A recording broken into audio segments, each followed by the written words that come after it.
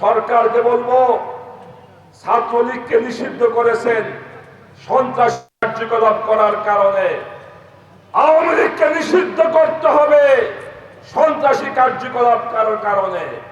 কারণ এই 24 সালের জুলাই আগস্ট বিপ্লবে 1600 ছাত্র জনগণকে হত্যা করেছে শেখ হাসিনার নির্দেশে, আওয়ামী লীগের নির্দেশে। অতএব আওয়ামী লীগ একটি সন্ত্রাসী দল, মানবতা বিরোধী দল। অতএব আওয়ামী লীগকে বাংলাদেশে পুনর্বাসন করার কোন ষড়যন্ত্র আমরা মানি না এবং সকল ষড়যন্ত্র আমরা রুখে দাঁড়াবো ইনশাআল্লাহ। সরকার দেশকে এগিয়ে নেওয়ার জন্য সংস্কার কমিশন গঠন করেছে।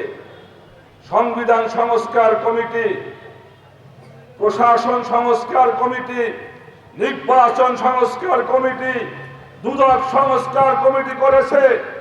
আমরা বাংলাদেশ খেলাফত মজলিস তাদের এই সংস্কার কমিটিকে আমরা সহযোগিতা করে যাচ্ছি এবং সাধুবাদ জানাই। আমরাও চাই দেশের সংস্কার হোক, কিন্তু দুর্ভাগ্য, অত্যন্ত লজ্জাজনক বলতে হয়, আমাদের গভর্নমেন্ট নারী সংস্কার বিষয়ের একটি কমিশন গঠন করেছে। আপনারা দেখেছেন? আমাদের গভর্নমেন্ট ভালো কোন নারী তারা খুঁজে পায় নাই।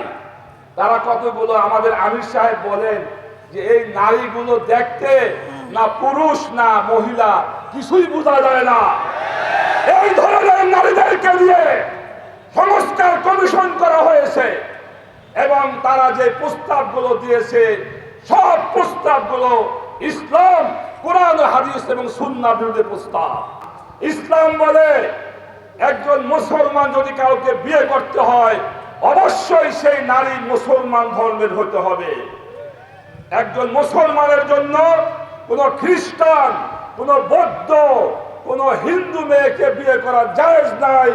কিন্তু আজকে এই নারী সংস্কার কমিশন তারা প্রস্তাব করেছে এই যে ধর্মীয় যে বাইন্ডিং, একজন মুসলমান মুসলমানকে বিয়ে করবে, এই বাইন্ডিং উঠায় দিতে হবে। অর্থাৎ তারা প্রস্তাব করেছে বিবাহের ক্ষেত্রে ধর্ম কোনো প্রযোজ্য বিষয় নয়। পরিষ্কার বলি, ডক্টর ইউনূস সাহেব, আপনাকে আমরা সম্মান করি, আপনাকে ক্ষমতায় আমরাই বসিয়েছি, আপনাকে ক্ষমতায় আমরাই বসিয়েছি। আপনি মনে রাখবেন, বাংলাদেশ শতকরা 92% মুসলমানের দেশ। এই দেশে কোরআন সুন্নাহ বিরোধী, ইসলাম বিরোধী কোন সংস্কার, কোন প্রস্তাব আমরা মানতে পারি না। অতএব এই নারী সংস্কার কমিশনকে বাতিল করতে হবে এবং তাদের প্রস্তাব তো বাতিল অবশ্যই করতে হবে।